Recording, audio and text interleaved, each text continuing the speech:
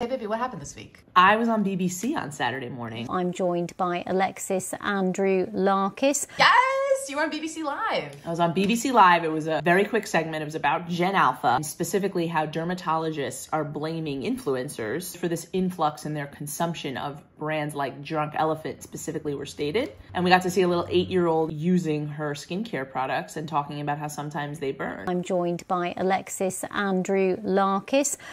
She is a hugely influential figure in the beauty industry, knows a lot about it, has hundreds of thousands of followers, and was recently voted amongst the top 25 US beauty influencers, also a makeup artist and a beauty product developer. Quite the introduction, Alexis. Now, this is a serious story, of course, and when you watch that report, the question is, who should be held accountable? Should it be influencers who post these videos on social media?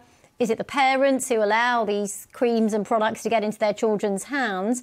Or is it the people making these creams in the first place and selling them without age restrictions on them?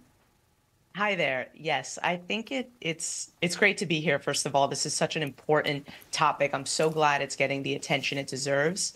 I believe it's a collective consciousness effort because it all begins with the brands who are producing the products, who are producing the, what I like to call sexy packaging that is alluring these young children with their bright colors. And then, of course, the influencers do have a responsibility, myself included.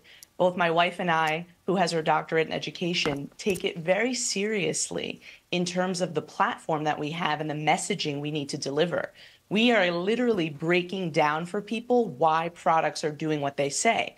If there's an anti-aging claim, yes, it's likely there is retinol in a product. So if you explain to these youngsters, or even just to everyone at large, so the parents and the grandmothers and all the folks who are with the young, this young demographic who's really engaged with the product, why these products include these ingredients and what they're designed to do, I think we're going to be met with a lot less resistance and replace the allure of what they want with something that would be good for them. I had a dermatologist on about this story about an hour or so ago, and she squarely blamed social media and influencers for this. What would you say to her? Yes. Because in the end, it's children watching these videos on social media, seeing these products and then saying, well, I want to try that. Are you blaming parents then for letting their kids watch this stuff? Did you expect the question that she asked you? I did not at all, but I'm glad she asked it. We have to elevate our beauty consciousness. It's called beauty literacy, and that's what the Lipstick Lesbians are all about. I'm not necessarily, absolutely, as someone who has this large platform with my partner, as I mentioned,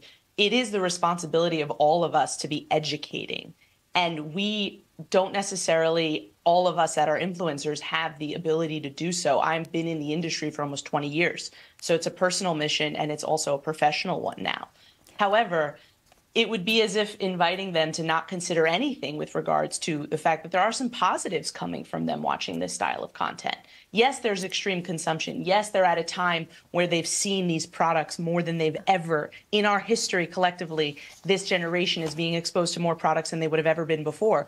But I watched my mother put makeup on and skincare on every day, and I equally had intrigue at age 11 and used to force her to buy me things at the Clinique counter and the Lancôme counter, or whether it were in the drugstore. So if we were to say that this intrigue has never existed, I would say that, quite frankly, Drunk Elephant just didn't exist when myself, who's older, was a 10-year-old. Had it existed and I was walking around in the store with my mother, I would have wanted it.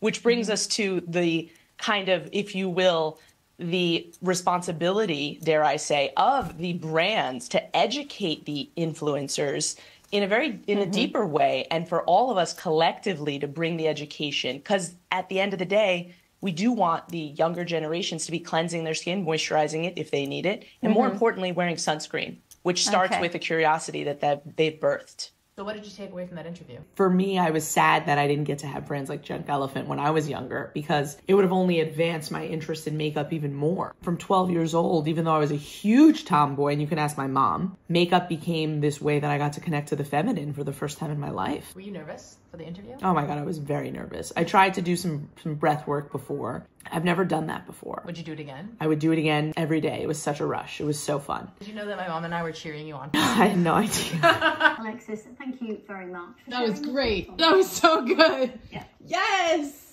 proud of yourself, baby. Year one. Year one. That was fun and it was exciting. And I think that the messaging right now that and the time that we're in the space of beauty is more exciting to me than it's ever been. Thanks for being a part of it.